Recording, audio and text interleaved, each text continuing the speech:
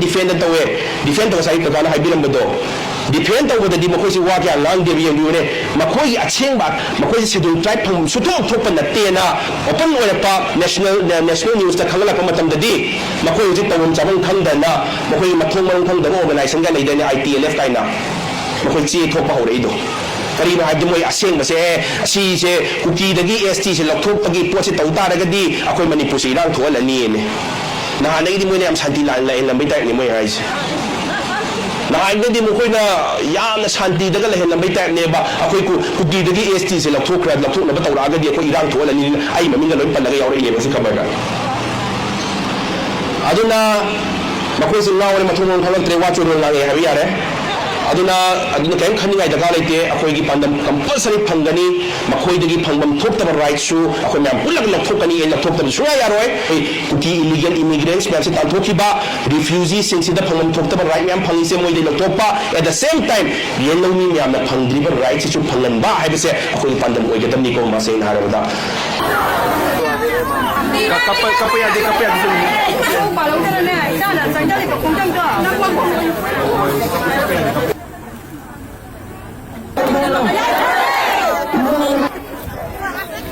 Manipur mana? Kenapa belum seragam? Kaya licin-licin thok din Manipur mana? Yam to. Ito mo inahay na ba da?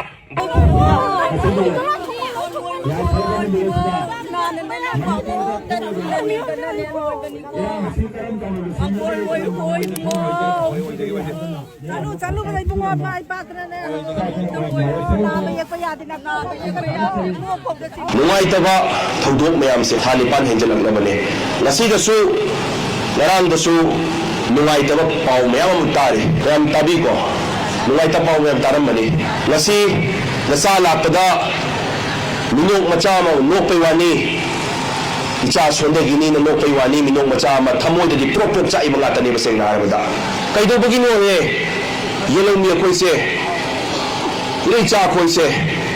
isagi iramdam sida aduki matik wana lairibasibo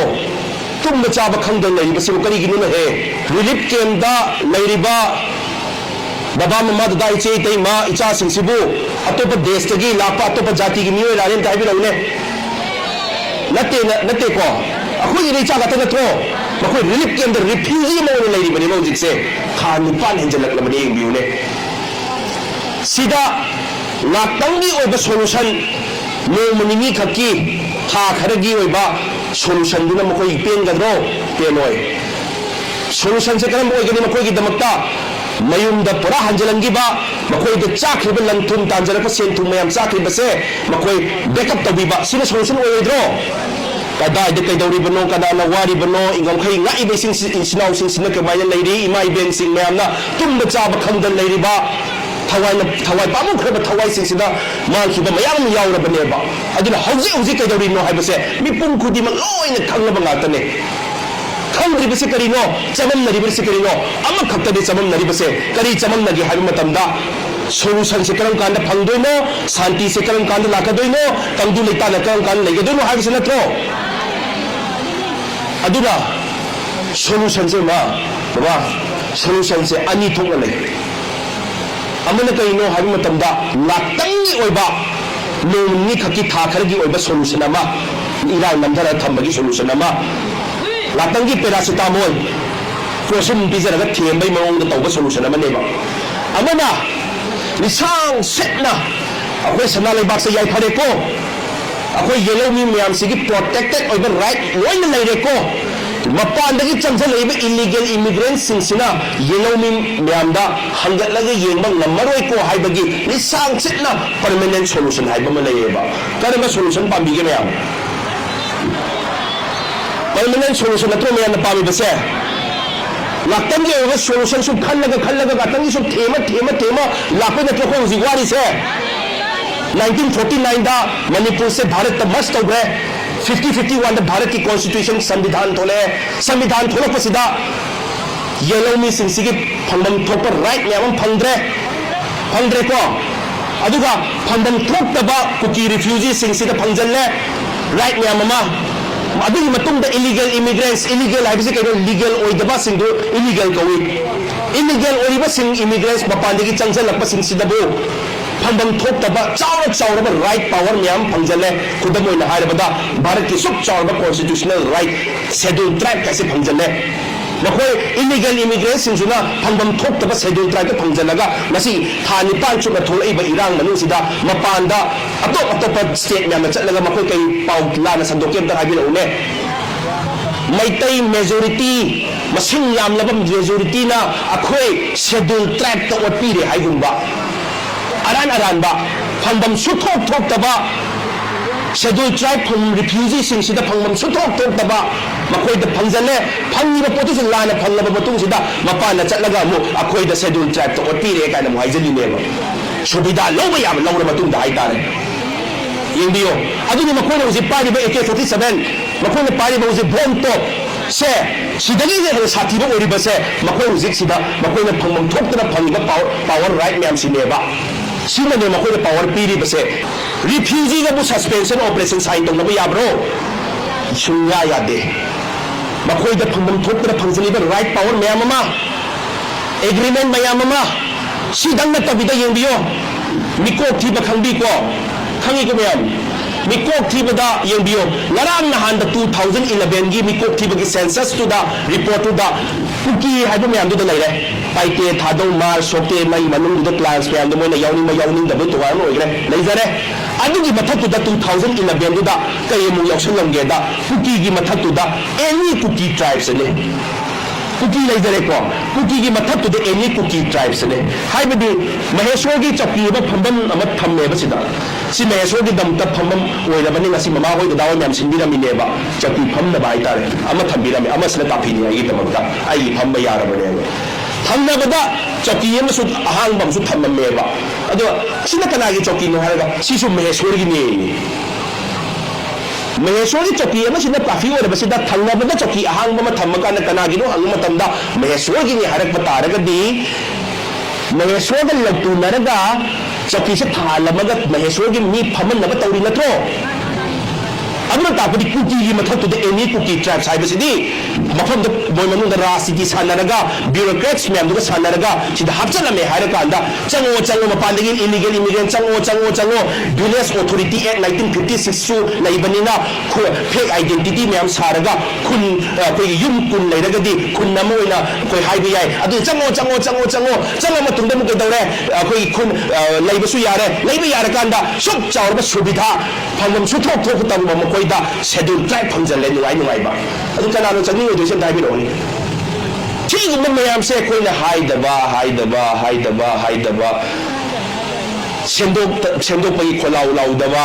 C ma'am से मा होजी वारिबसे इंसान सेक्न वारपगी ने होजी वारिबसे ममांसु सोइबा हौजी सोइबा अरिनो सोमिनबा सोय लापै नत्रो होजी वारिसे permanent solution दो नतबिदा लातंगी थेमा सुम चंचलबैनेबा अखोय होजी वारिबसे सेनारबमा अदुना येंबियो permanent solution से पीछे हारगदी political solution नतन उपाय लेते को ममा पॉलिटिकल सोल्यूशन असी म्याम लोय मतुंबम चाबम खंगदन लेरी इचा इशू लाकदर म्याम सिगी सु खंदब यादे को अदुना अखोय डिफेंड लंग सुम तौरगा सु लेबि यारोय मी हुजिक लेरिबो म्याम सिदा फई नत्रगा फत्ते हाइजब नचदे फबा यारंगनी को अदु अमखक फरगा अनि खक फरगा यारोय मसिदी सेन हारबदा पुलप टीम मम फल मथौ ताई मयाम पॉलिटिकल फिल राजनीति से अवेयरनेस लैसे हाइब दमी खरन खनब यावे राजनीति हाइबसे बोट हाइबसे बोट खोम चटपा ना चरा खर चाबा नुपा सिंह खरा अपाम सिंह हाइजब मी लोय हाइबसे नचदे नुपा सिंह खरा पुंजलगा यु थमिनबा सियोने खल्लेबा राजनीति पॉलिटिकल अवेयरनेस अदु नते कोमा पॉलिटिकल सोल्यूशन हाइबदी अखोइना यावसनलगा अखोइ हुजिक वारी सानरिबा सोशलाइज ओरिबा पब्लिक की वॉइस से कुमाइना आइन लो एक्ट ओंथो अनगदोइनो हाइबसे पब्लिक की वॉइस से एडमिनिस्ट्रेशन द यावहनलगा कुमाइना गुड गवर्नेंस ओहनदोइनो हाइबसे राजनीति की पॉलिटिकल अवेयरनेस लो यावरिबनी को सेंग हारबदा अदुना कदरे अखोइ अफब टीम ममा सेम मथौ ताई मपान द चतुरिबा मिदुसु हाइबा मथौ ताई मणिपुर द लरिबा टीम दुसु हाइबा मथौ ताई लोइना हाइमिनरे हारे कांद परफेक्ट टीम ममा लोइरा कांद अखोइ पांदम दो फंदोरिबनी खुदम ओइना हारबदा फुटबॉल है मसाना से माई पाक से टीम से माई पाक से हारगदी गोल चंदोरी स्ट्राइकर है मथौ ताई डिफेंडर है मथौ ताई मैं आई सानरी मिडफील्डर है मथौ ताई लोन हाइमिनरे हारे कांदा फुटबॉल से माई पाक नत्रो अदु तारगदी टीम से ngasi हुजी लाइरिब सिंसे फत्ती नत्रगा फै हाइजब नचदेको टीम से अफबम ओइगदमनि हाइजबनेबा टीम अफबम मी अमखना फबन यारोइबा अदुबा टीम अफबम पुलप ओहनगी हारगदी तनाय खुत लेगेम थाबिरो प्रजा खुत लेत्रो अदुना पॉलिटिकल अवेयरनेस से अखोई इचा इशू की दमकता अखोइना सुम हाइदबिद लाउदबि डिफेंड सुम तौरगा लैथोप तारगदी लास्ट आई जुसा सही मंगा सुबम लेरी इचा इशू मैम लेबिरंगनी हुजी रिलीफ कैंप द इचा से रिफ्यूजी ओन लेरबनी लास्ट सही खरगी मतुंग दा अखोइना सुम लाहुदबिद हायोंदबिद सुम लेरगदी लास्ट अखोई इचा इशू से हिमालय बाग सना लेबाग से लेबंग अम ओदुइनी को मासेंग हारबदा आई इचा नुपीदुना हाय मपाना चेंगगा अखोइ मैम लेमिनर कांदा हिमालय बाग से लेबंग अमदुना चेंगगा कांदा चला कांदा मनी मोबाइल दा मणिपुर की फोटो से उला कांदा बाबा नकोई खर लाउबीरमदिको अखोई हिमालय बाग सना लेबाग से लेबंग अमंगदमनिको हाय तारे आई कै खुंदोरी के ताबिरोनी अदुना याम क्रिटिकल ओइबसे पॉलिटिकल सॉल्यूशन सिना परमानेंट सॉल्यूशन ओहेंदोरिबनी अदु मयाम पॉलिटिकल अवेयरनेस लेमिनसे हायबे तारगदी नसा वहाय यंतंग हाइजगे वरो बिरोइको स्वेरे सुम चाहिए कहीं टाइम लेते नशा चाहिए कहीं टाइम लेते अमखती हाइजगे इलेक्शन मचा और अचौब जिला परिषद और मेंबर और अचौब मचा एनी इलेक्शन लापो ओइसनो चा ग्लास खरना समोसा खरना पंगदबै थबक तो ओसी मैम कम याब नत्रो कम याइको फोन पाइको मैम फोन पाइबी नत्रो फोन द पाइर कांदा इलेक्शन लम लापो का हंदा की प्रधान से फैने हंदा की एमएलए से फैने है हंदा कारी से फैने मा मपान द मथि फोन दबै वन मनु देम होना जरिबनी अदु एमादी फत्ते अममा की फै नत्रगा लाकदरी अनोसिन फैने हारगा का लाउन खन्नरगा फोन दु द खन्नबियो मयम याइको अदु नतबिदा इमा सिन खर खन्नबा यावेबा लोइन तवे हाबे नतेको खर कई खन्नबा यावी आई गिदि तुंग तुंग नि तुंग अबोन हमसु यम यावेबा अदु वय तो से यम अदु ngasi mo swari nga tane base na harabada ngasi wari myam se sware pa sware pa uji nga se ki ari mo myam se na mo khodi am haira boy ninge kai khali as imam myam se mami tai mapita za bai wani prop cha bai wani hayeng election macha achobor mayai oro any la ko matamda hangam lai dongna lai ge khali mi su dum yauri bane se na harabada अदुई वाई से तो से मसे न हार या वारा बने हुजिक से या वाना रबनी असि ममाव फंबिरी बयें बियो दादा सिंह आई याम सिंह खरा इबुदौ थांजिंग खोन मेरांगी मपुगी ममांगदा आई चचरui लाइक ईश्वर खोन चचरui मपु खोन चचरui चटप कासिदा दादा सिंह मयाम दो आई वन चंगसल को लगा कपे हाय तारे आई हान खन्ना बनते याम क्वालिफाइड ओबसु माले मखोय तारिब पीदो ड्रामा गी पी नते हाइजबनी दai हाइजबदी यामना प्रोपोक चाबनी हंदक से यंबियु को हुजिक सुम लेना सेबा सिगी पोचदा आई हुजी वांगांगेबा खोइ स्टेज दा फम लेपगा वांगांगेबा आइना वांगांगे बसे महेसे वांगांगबगी ऑर्डर फंगबरा फंदबा हाइबे यादेबा आई हुजी इंडियन सिटीजन अमो होइना